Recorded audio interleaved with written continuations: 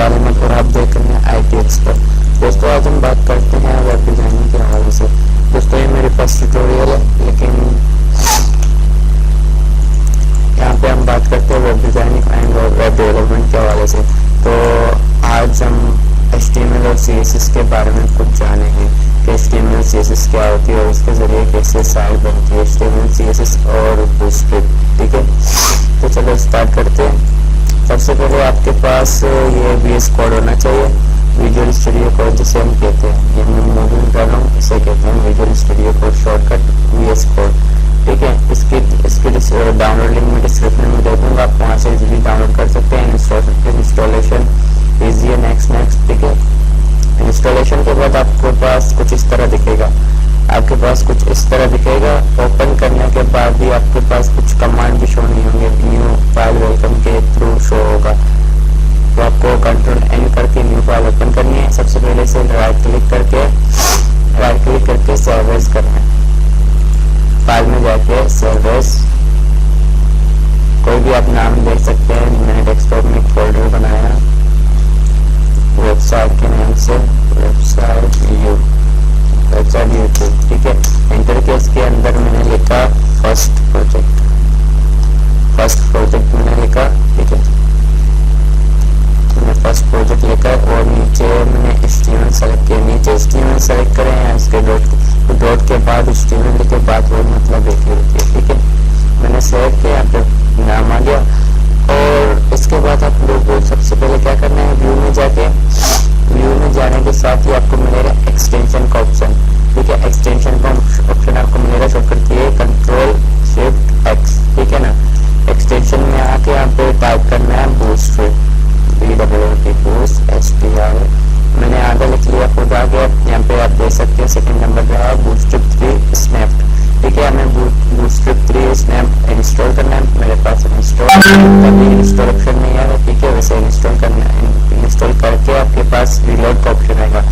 जैसे कि मेरे पास 2 बटन शो हो रहे हैं, अनइंस्टॉल एंड डिसेबल। तो आपके पास ऐसे 2 बटन शो होंगे, लेकिन ग्रीन में शो होंगे इस तरह। इंस्टॉल एक होगा और दूसरा होगा रीलोड। इंस्टॉल करने के बाद आपको दोस्तों को रीलोड करना है। रीलोड के बाद आपके पास कुछ इस तरह होगा, बूटस्ट्रैप प्लगइन इंस्टॉल होगा। उसके बाद हमें क्या करना है, उसके बाद हमें अपनी फाइल में जाके इसे ब्रेक करना है, इसे क्लोज करना है। यहाँ पे आना है, यहाँ पे टाइप करना है HTML लिखने के साथ अगर कुछ भी शो नहीं हो तो कंट्रोल स्पेस दबाना लाजमी, तो तमाम कमांड आ जाएंगे। हमें जाना है थर्ड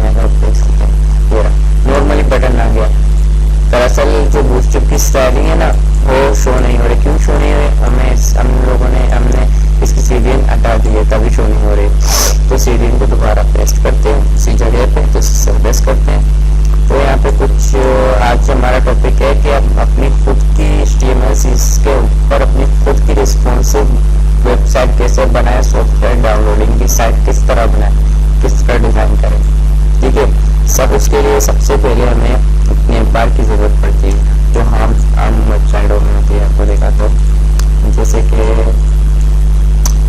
अप टू डाउन हो गया, एपीके पुअर हो गया, एपीके पुअर,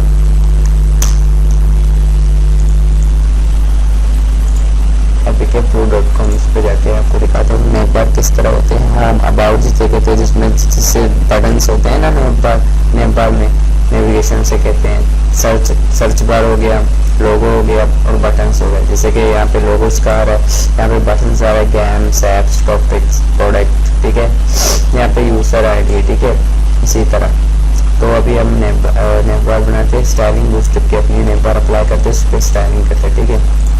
सबसे पहले हमें ये बटन हटाना पड़ेगा और सबसे पहले हमें कंटेनर देना पड़ेगा। आपको कमांड कुछ लिखनी नहीं है, सिर्फ C-on लिखना है, कंटेनर खुद ब खुद आ जाएगा, आपको एंटर करना है। कंटेनर के अंदर अभी हमें रो चाहिए, ठीक है।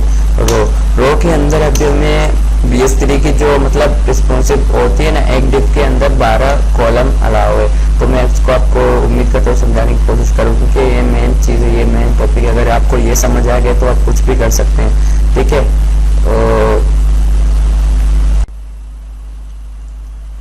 अब रो के अंदर हम अप्लाई करते हैं BS3, या दरअसल कॉल लिख के हम अप्लाई करते हैं BS3 कॉल। सबसे पहले नंबर पे जाना है, मतलब BS3 कॉल के लाइन पे सबसे पहले नंबर पे जाना है। इस तरह चौथे नंबर पे एंटर किया। अब हमारे पास 4 ऑप्शन आ रहे हैं, ठीक है। इसे गौर से समझना पड़ेगा, अब गौर से समझे। अभी हमारे पास कॉल आ रहा है, ये कॉलम होते हैं, ठीक है। अब एक रो के अंदर 12 कॉलम होते हैं, ठीक है। अब ये एक डिव हो गया, ये यहाँ पे क्लोज हो रहा है। हम कंटेनर इसलिए लगाते हैं, ताकि सबसे पहले आपको ये बताता हूँ, हम कंटेनर इसलिए लगाते हैं, अगर कुछ टाइप भी हम कर लेना यहाँ पे, जैसे कि मैंने नेम बार बनाया, ठीक है।